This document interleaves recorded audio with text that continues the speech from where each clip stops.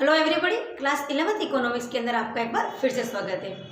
11th economics की जो अपनी अर्थशास्त्र में सांख्यिकी चल रहा है, इसका फोर्थ लेसन अपन ने 2 वीडियो के पहले स्टार्ट कर दिया था और अभी तक अपन ने फोर्थ लेसन की 2 वीडियो देखी है। दोनों वीडियो के अंदर अपन देख चुके हैं कि आंकड़ों का प्रस्तुतिकरण किस प्रकार करेंगे। तो आंकड़ों के प्रस्तुतिकरण की पाठ विषयक विधि, सारणियन विधि और दंड आरेख मीन्स बार ग्राफ अपन देख चुके हैं। आज अपन अपना स्टार्ट करेंगे वृत्त आरेख और बारंबारता आरेख। मतलब हमने जो आंकड़े एकत्रित किए, जो डेटा एकत्रित किए, उनका अपन को प्रस्तुतिकरण करना है। तो वृत्त के द्वारा कैसे प्रस्तुतिकरण करेंगे, तो आंकड़ों को वृत्त बना करके वृत्त चित्र के द्वारा दर्शाना ही वृत्त आरेख कहलाता है। इसको अपन पाई चार्ट भी कहते हैं और या फिर इसको सर्कुलर डायग्राम भी कहते हैं। वृत्त आरेख के द्वारा जब अपन इसको किसी आंकड़ों का प्रस्तुतिकरण करते हैं तो वह अधिक आकर्षक और सरल होता है। क्यों? क्योंकि वृत्त के अंदर अपन अलग अलग कलर भर के, अलग अलग डिजाइन बना करके इसको बहुत ही आकर्षक तरीके से प्रस्तुत कर सकते हैं। तो आंकड़ों को वृत्त के द्वारा किस प्रकार बताएंगे, तो क्योंकि इसके अंदर हम एक वृत्त का यूज करते हैं और आपको पता है अच्छे से कि एक वृत्त के अंदर बनने वाले सभी कोणों का योग 360 के बराबर होता है। तो हमारे पास जो आंकड़े हैं उनका हम कोण निकालेंगे, उनका डिग्री निकालेंगे, उनका अपन एंगल निकालेंगे और उन एंगल को अपन एक वृत्त के अंदर शो करेंगे। जिसका जितना ज़्यादा मान होगा उसका उतना बड़ा एंगल आएगा और उसके क्षेत्रफल से अपन उसका मान पता कर सकते हैं। तो इसके लिए मैंने एक एग्जाम्पल ले रखा है कि राजस्थान राज्य की वार्षिक आय सपोज 20,000 करोड़ रुपये।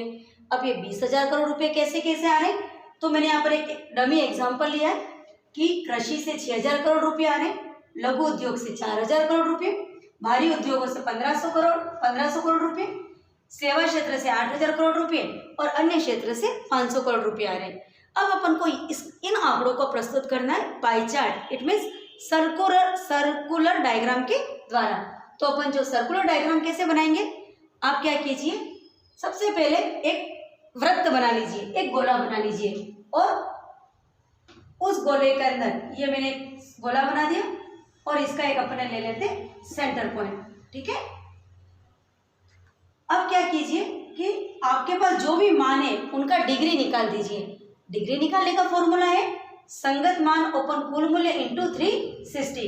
जैसे कि मैं आपको बताऊं यहाँ पर एक एक का निकाल करके, जैसे कि अपना लघु कृषि में 6,000 करोड़ रुपये अपनी आमदनी है, तो 6,000 करोड़ का अपन को क्या निकालना है, कितना डिग्री होगा, तो 6,000 अपन 20,000। 20,000 नीचे क्यों लिखे, क्योंकि टोटल वार्षिक आय कितनी है 20,000 करोड़ रुपये और इसका अपन 360 से एंगल निकाल दो। 30 से 30 कट हो गया, 1 से 10, 2 1 जा 2, 2 8 जा 16, 18 6 जा 108। इट मीन्स 108 का एंगल बनेगा कृषि का। इसी प्रकार लघु उद्योग के लिए भी यही फॉर्मूला लगा दीजिए और सभी के लिए अपन यही फॉर्मूला लगा देंगे।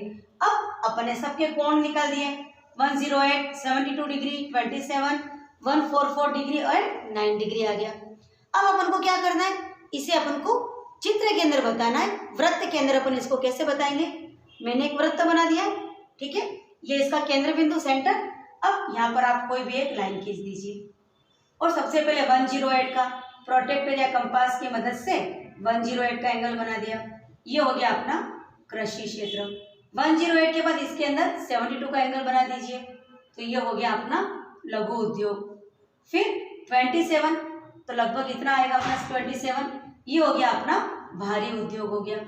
उसके बाद सेवा क्षेत्र 144, तो ये आपका सेवा क्षेत्र 144, इसको लिख दीजिए सेवा क्षेत्र। और 9 डिग्री, तो ये जो बच गया वो अपने आप ही 9 डिग्री बच जाएगा, जो कि अन्य आ जाएगा।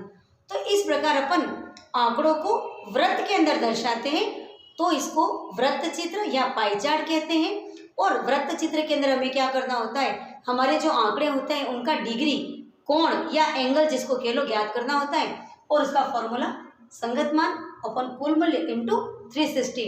अपन ने इस फॉर्मूले से सबके डिग्री निकाल दिए और इन सब मानों को अपन एक वृत्त बना करके प्रोटेक्टर या कंपास अने प्रकार या चांदे की सहायता से अपन ने इसके अंदर एंगल मेजर करके और एंगल बना दिए, तो ये पूरा अपना एक चित्र बन गया।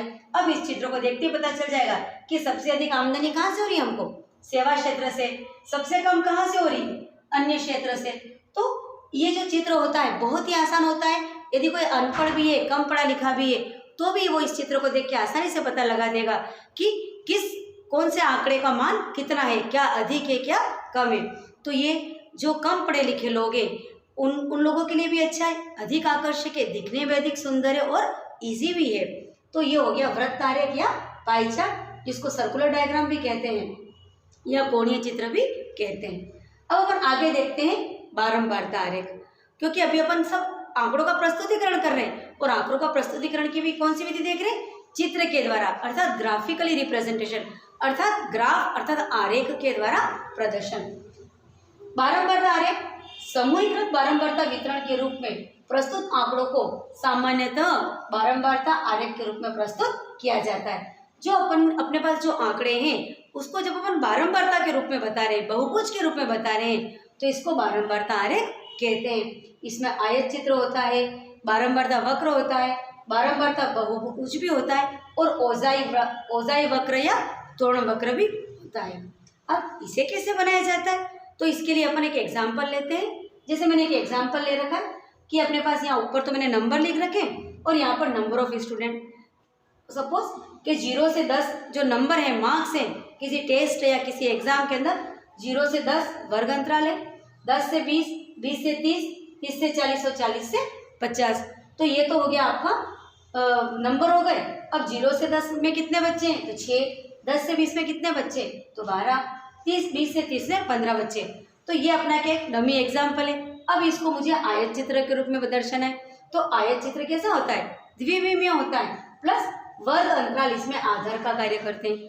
तो ये अपना ग्राफ पेपर है, इसके आधार में मैंने ले लिया नंबर, मार्क्स 0 से 10, 10 से 20, 20 से 30, 30 से 40 और 40 से 50, और इसको ऐसे आयत के रूप में दर्शा दिया है। जैसे 0 से 10 में कितने बच्चे आ रहे हैं, 6, तो मैंने 6 पर लाइन खींच दी है। 10 से 20 में 12 बच्चे, तो 12 पे लाइन आ गई। 20 से 30 में 15, तो 15 बच्चे। तो ये हो गया आपका नॉर्मल आयत चित्र। तो आयत चित्र के द्वारा भी हमने आंकड़ों को दर्शाया गया है। अब इस आयत चित्र से हमें क्या बनाना है, बहुभुज बनाना है। बहुभुज वक्र बनाने के लिए क्या करेंगे, अपन इनका जो ऊपर का जो पॉइंट है उसके मिड पॉइंट को मिलाएंगे, अर्थात इसके मिड पॉइंट को इससे, इसके मिड पॉइंट को इससे, ये मिड पॉइंट और ये, और अब इसको आधार से मिला देंगे। तो इसको ओजाई वक्र या तोरण वक्र भी कहते हैं। और ये ओजाई या तोरण वक्र दो तरह के होते हैं, से कम और से अधिक तोरण वक्र। तो ये हो गया अपना आंकड़ों को दर्शाने का आयत चित्र, या जिसको आवृत्ति बहुभुज भी कहते हैं। आवृत्ति बहुभुज के लिए अपन को क्या करना है, इस तरह से इसके मिड पॉइंट को मिला देना है और फिर इसको नीचे आधार से भी अपन मिला देंगे। तो बच्चों इस प्रकार आज अपना जो चैप्टर है नंबर 4 आंकड़ों का प्रस्तुतिकरण कंप्लीट हो गया है। इसकी 3 वीडियो और तीनों वीडियो के अंदर मैंने आपको अच्छे से बता दिया है कि आंकड़ों का प्रस्तुतिकरण किस किस तरह से होगा। तो पाठ विषयक, सारणीयन, उसके बाद दंड आरेख, उसके बाद वृत्त चित्र या पाई चार्ट, और ये होता है आयत चित्र, और आयत चित्र के बाद ये होता है ओजाई वक्र। तो इस प्रकार अपने अर्थशास्त्र में सांख्यिकी जो बुक है उसके 4 लेसन आज अपने कंप्लीट हो गए। चारों लेसन के जितने भी वीडियो अपन ने देखे हैं उसको एक बार पुनः अच्छे से देख लीजिए, नोट्स बनाते जाइए, और यदि कोई चीज़ नहीं समझ में आती है तो आप मुझे कमेंट बॉक्स के अंदर लिख के दीजिए ताकि मैं उसका सोल्यूशन कर सकूं।